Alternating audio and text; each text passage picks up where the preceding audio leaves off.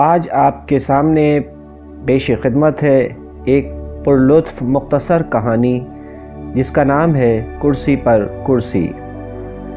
کہانی شروع کرنے سے پہلے میری آپ تمام سامعین اور ناظرین سے گزارش ہے کہ براہ کرم سب سے پہلے کہانی محل کا چینل سبسکرائب کرنا نہ بھولیں اور ساتھ ہی بیل آئیکن کا نشان بھی پریس کر دیں۔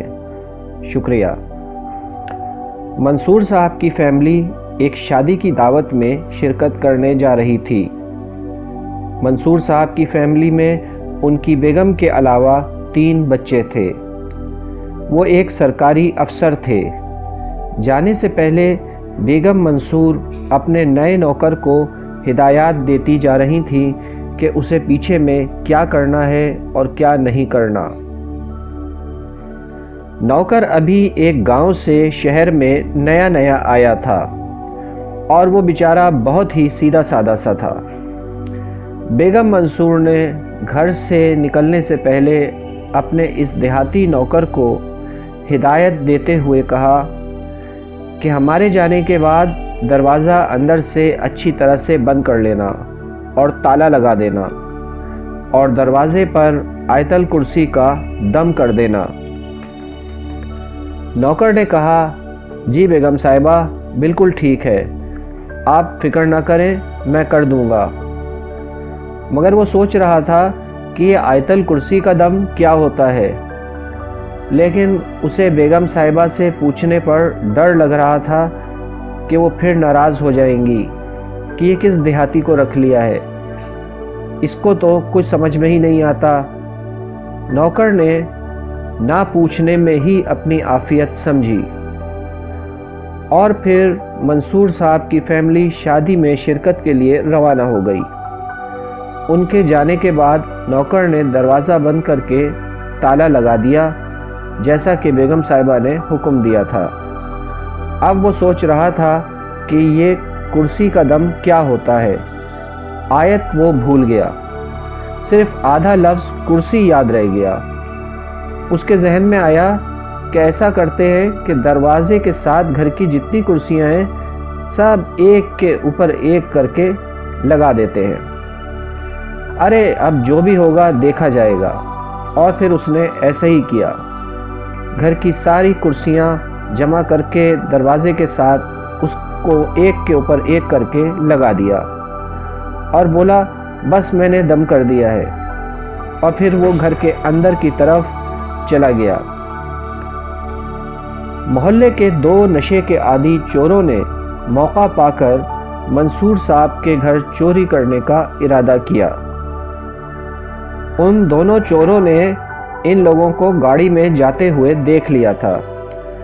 تیاری وغیرہ دیکھ کر اندازہ ہو گیا تھا کہ یہ لوگ کسی تقریب میں جا رہے ہیں۔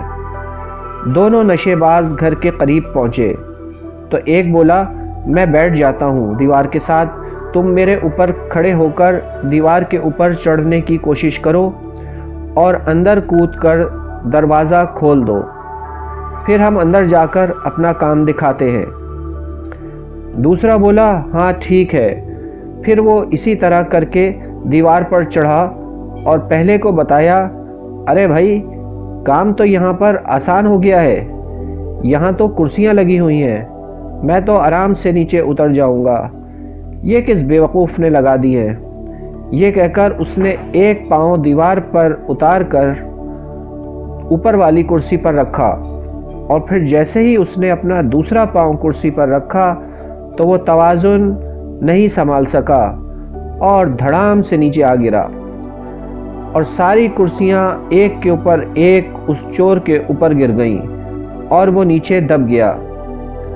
اصل میں اس بے وقوف نوکر نے کرسیاں بے ترتیب لگا دی تھی، جس کا خمیازہ اس چور کو بھگتنا پڑا۔ جب چور اور کرسیاں گرنے کی زوردار آواز آئی تو ڈر کے مارے باہر انتظار کرنے والا چور تو بھاگ کھڑا ہوا اور گھر کے اندر نوکر کرسیاں گرنے کی آواز سن کر دروازے کی طرف دوڑا تو اس نے دیکھا کہ کرسیوں کے نیچے چور گرا پڑا ہوا ہے۔ اور درد سے کرا رہا ہے۔ چور کے جسم پر اچھی خاصی چوٹ لگی ہوئی تھی۔